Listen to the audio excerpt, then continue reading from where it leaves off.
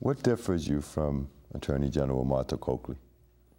With respect to the issues we discussed in terms of respect for illegal immigration, one difference which I think is there concerns a similarity between Martha Coakley and President Obama. You heard him speak about the mosque in New York, and his first statement, which seemed to reflect what he really believed, was basically, it's legal, so of course they should do it. In my ethics class, we talk about how there is a distinction between what is legal and what is ethical. One of my first questions to the class is, should the government decide what's ethical? And everyone, every year, says, no, of course not. A couple exceptions every now and then, but virtually everyone every year says the government should not decide what's ethical. Because there's a difference between what's right and wrong and what's ethical.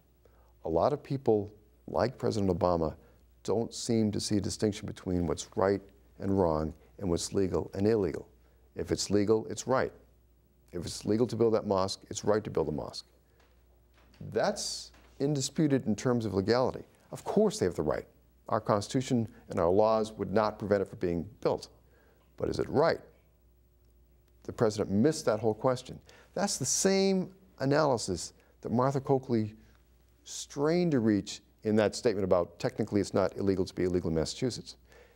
The difference, this is a long way around to the answer, the difference between Martha Coakley and I in that regard is that I don't think the law defines what's ethical and what's not. I think right and wrong does. And that's something we decide independently on our own ethical basis. We can't rely on the government to discern, we can't rely on the law to determine that, or we're having the government decide what's right and wrong. Because the government speaks through law, and if that decides what's right and wrong, then the government's deciding what's ethical. That is the fundamental difference between where I stand and where Martha Coakley stands. Government is big now. Right. Do you have any plans on shrinking government itself within your agency and your capacity? I know most government agencies will fight to maintain their existence. They've got a surplus towards the end of the year. It's time to buy more stuff, more chairs. We cannot have money left over at the end of the year or they'll cut our budget. That's completely wrong. It's not their budget. It's held in trust by those public officials. And by doing that, they're violating their trust. That will never happen. The next 4 years, it'll never happen in the Attorney General's office. We will never say, they'll cut our budget. We had better spend more money. Odds are exceedingly good that every year we'd have a smaller budget because we'd detect more dead wood in the office or otherwise find more waste, and just not fight to maintain a larger budget for the Attorney General's office, but rather serve the people, which is the whole point of our government. And basically, if you were to do that, would you be reducing from the top end people making the top most money, or would you start from the bottom and work your way up? I would reduce where appropriate as best I can. If you're making a lot of money there and your job is unnecessary, that's a lot of money we can save. If you're making very little money at working in the Attorney General's office, it wouldn't make a lot of sense to cut your salary. If your position's not useful, then it's foolish to keep someone on board who's not going to, at whatever salary, who's not being useful, who's not serving the purpose of our government. I'm not running against the good folks in the Attorney General's office. I'm running against Martha Coakley. And I'm not running against her staff, just against her. I know there are a lot of good prosecutors there. There are good people working in that office. I am also rather sure there's waste that can be cut. And that will be done. There will be no effort to maintain the size of the budget there or otherwise fight for the organizational strength of the AG's office. No. The job is to serve the people. So if a constituent throughout the Commonwealth contacted the Attorney General's office and issued a complaint against any individual in state government, then under your administration, those complaints will actually be investigated and prosecuted if appropriate? Absolutely. Great. What are some of the other plans that you have for the Commonwealth? One thing I would like to do is implement some changes to our laws that badly need to be done.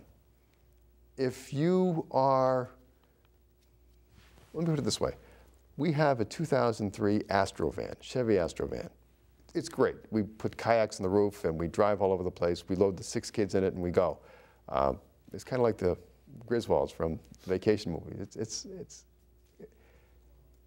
If someone tried to carjack that van, the maximum penalty available would be 15 years for attempted carjacking.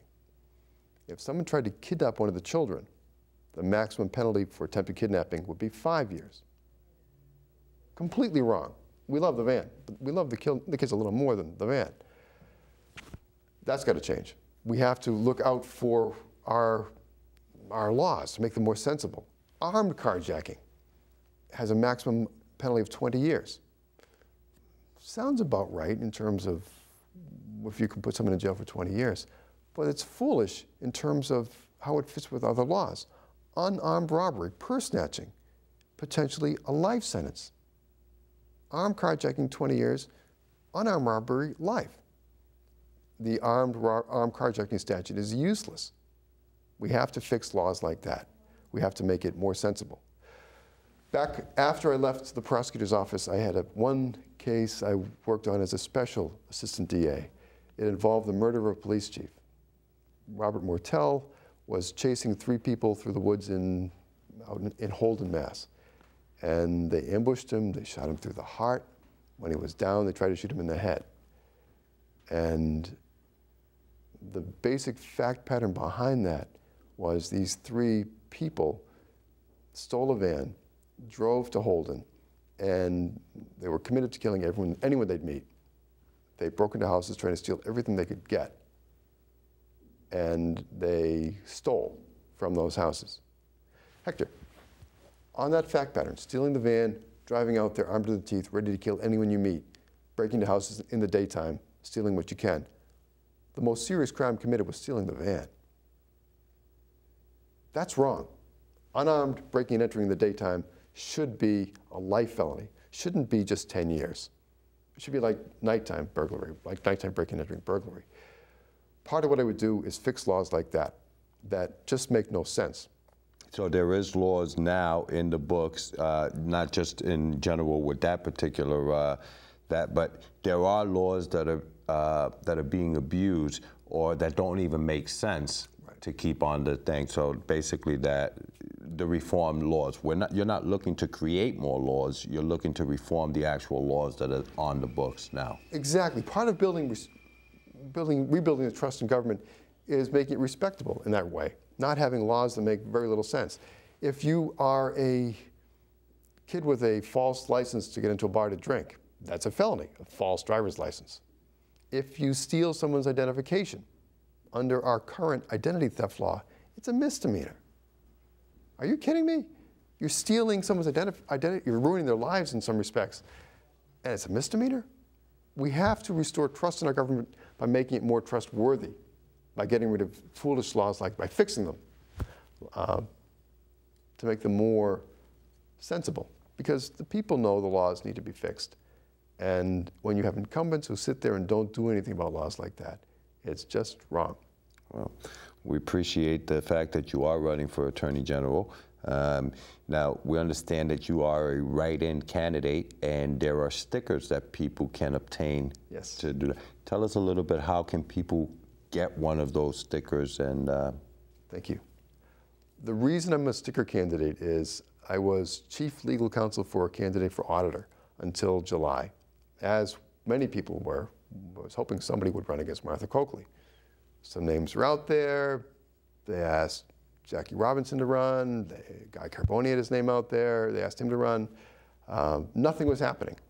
And 2 months to go, I decided, all right, if no one else is going to do this, I'll do this. There's a time to say, okay, I'm not going to wait for someone else to do it. I'll do it myself. That time came, off we went. Because that was July, because we hadn't got the nomination papers filed back in May, we have to get 10,000 on the ballot on September 14, which means if 10,000 people write James Mckenna, 28 Mile Street, Millbury, Mass, or James Mckenna, on the ballot, or get stickers. We're distributing stickers all over the place. We have 100,000 printed up, and the distribution is just going beautifully. If they do that and we get 10,000 on the ballot on September 14, we'll be on the ballot for November 2nd. 10,000 is a lot, unless you realize that's only 5 votes per precinct. So you have to do a lot of networking and so on. JimForAG.com? That's the website, yes. Great. Well, we appreciate your time coming in. I appreciate you answering all our questions. You've been watching Behind the Scenes. I am your host, Hector Montalvo. Join us next time as we go behind the scenes to ask the tough questions, bring you their responses, and we let you decide. Thank you for watching.